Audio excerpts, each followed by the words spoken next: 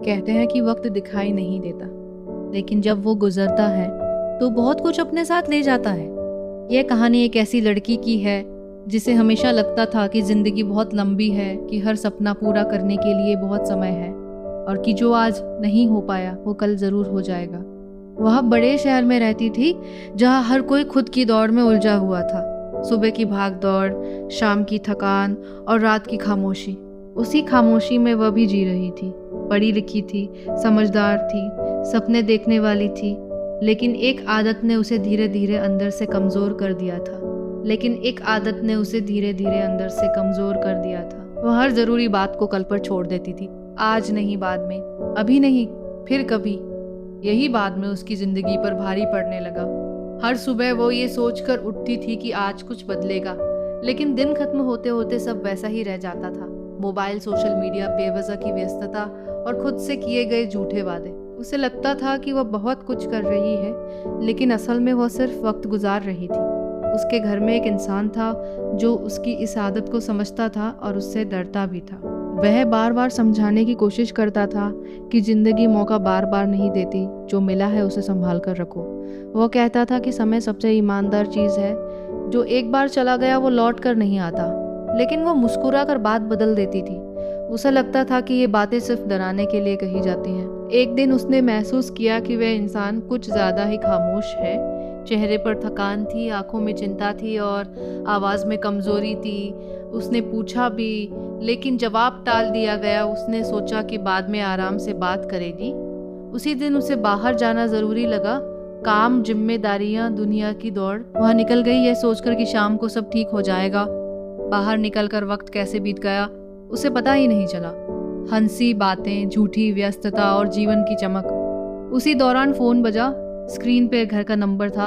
एक पल के लिए दिल कांपा। मन में आया कि उठा ले, लेकिन फिर खुद को समझाया कि अभी बात कर लेगी। फोन काट दिया गया। वही एक पल था जिसने उसकी पूरी जिंदगी की दिशा बदल दी। रात गहरी हो गई। दिल बेचैन था, लेकिन वजह समझ नहीं आ रही थी। कुछ देर बाद एक अनजान कॉल आया। आवाज में संवेदना थी, शब्द भारी थे। बताया गया कि अब बहुत देर हो चुकी है। वह कुछ समझ नहीं पाई। हाथ कांपने लगे, सांस रुक सी गई। वह भागती हुई घर पहुंची। दरवाजा वहीं था, लेकिन अंदर सब बदल चुका था। घर में अजीब सी ठंडक थी। वह जगह जहाँ कभी बातें होती थी अब खामोशी से भरी थी। वह कुर्सी खाली थी जहाँ कोई हर शाम उसका इंतजार करता था। रसोई में रखा खाना ठंडा हो चुका था। कमरे की दीवारें जैसे सवाल पूछ रही थी और उसके पास कोई जवाब नहीं था।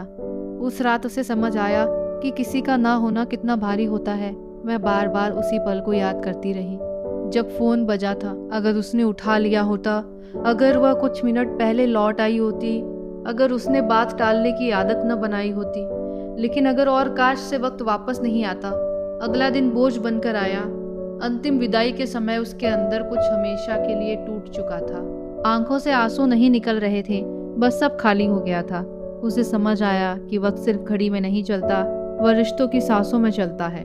जब सांस रुक जाती है तब वक्त भी वहीं थम जाता है।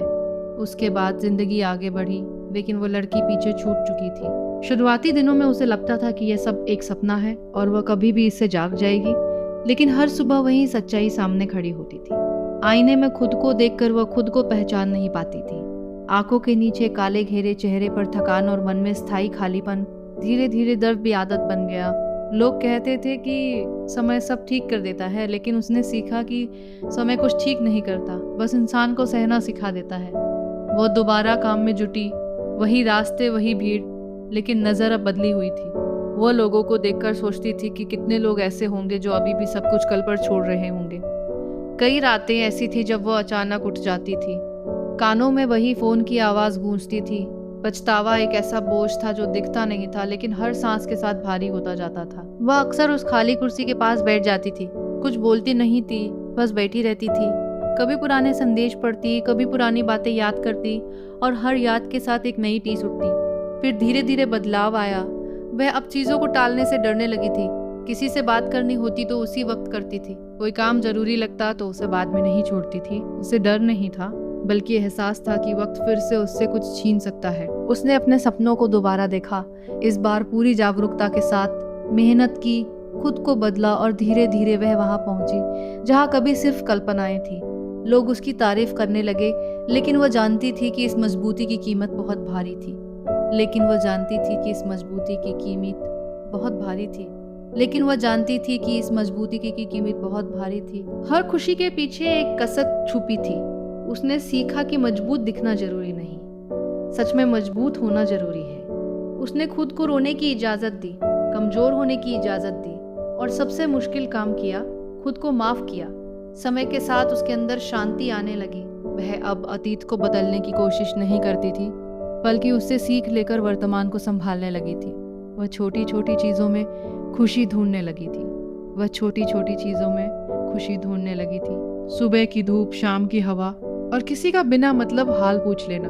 कई बार वह रात को छत पर खड़ी होकर आसमान को देखती थी और सोचती थी कि सब कुछ वही है, बस देखने का नजरिया बदल गया है। आज भी वह उस खाली कुर्सी को देखती है तो आंखें भर आती है, लेकिन अब वह खालीपन उसे कमजोर नहीं करता, बल्कि याद दिलाता है कि जिंदगी कितनी नाजुक है।